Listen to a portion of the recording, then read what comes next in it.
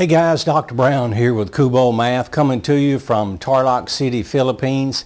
And today we're continuing the series where we're taking a trig function, integrating that, let's say sine squared for example, sine squared x dx, integrating that, and then integrating sine cubed x, and then integrating sine to the n x dx. So then we're comparing the formulation we get with the nth integral to that of letting n equal 2, n equal 3 in that formulation, and see if we get the same results we did just integrating it like we're doing here.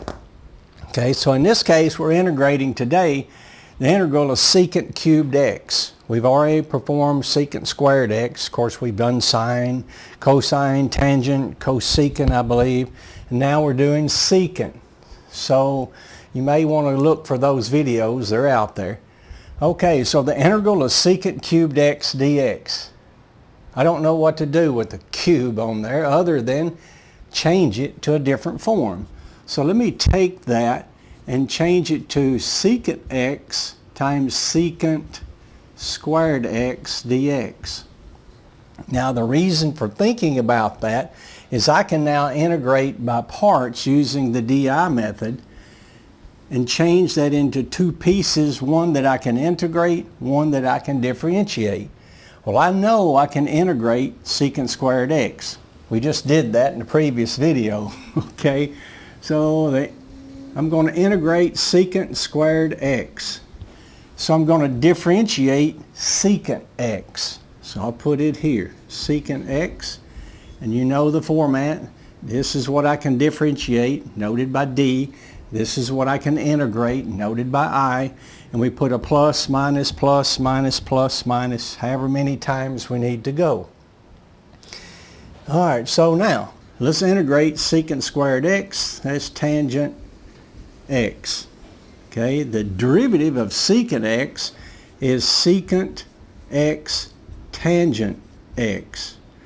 And you know we're going to multiply these, the diagonal, and we're going to integrate this row. Now the reason I stopped here is because I can integrate that row.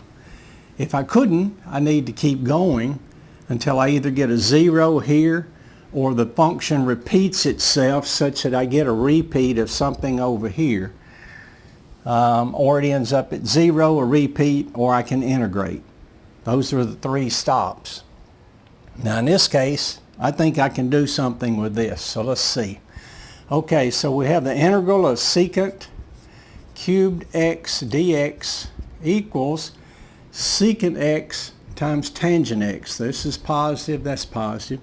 So secant x tangent x minus, and that's the only negative I have, so minus the integral of secant x times tangent, so secant x tangent squared x dx. Okay, what to do here? Well, we know tangent squared is secant squared minus 1. So let me change it into that format.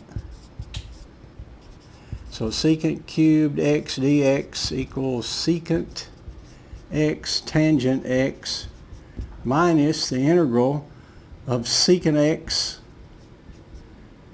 times tangent squared x, which we said was secant squared x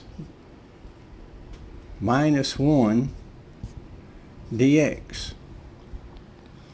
Now if I distribute this secant x into the integral, let me just follow this integral along and then we'll catch this up here in a moment.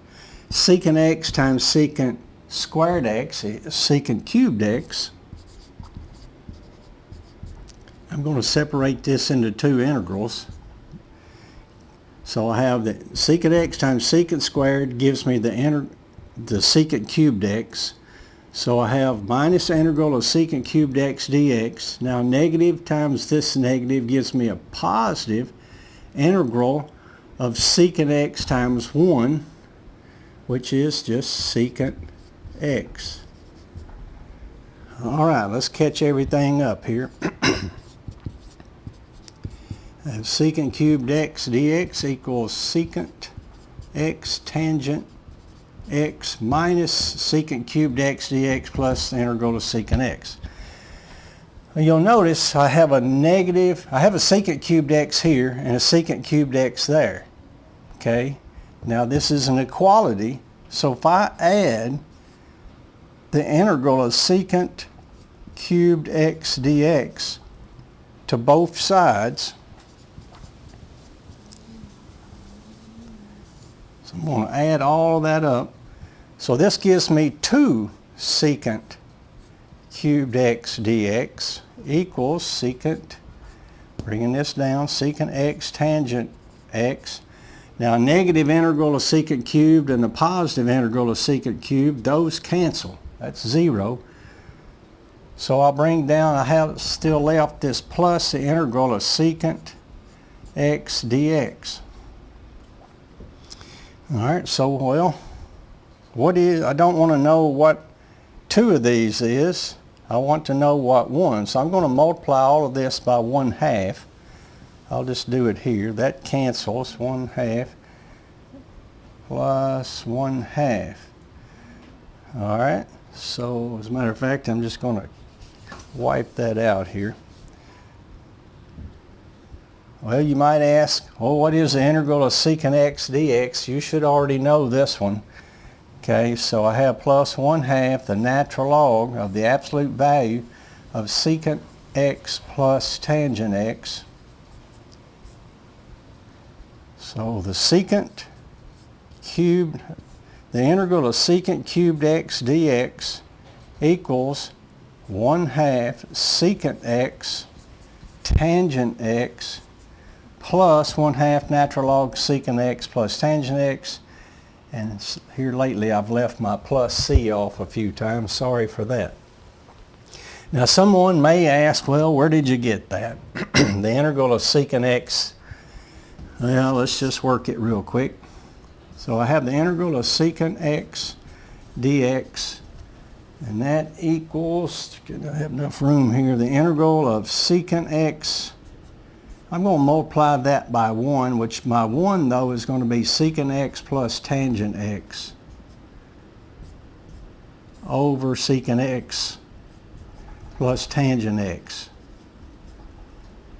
I still have my dx there. Now if I distribute this to the inside, you'll notice I have secant squared x, and then secant x times tangent x.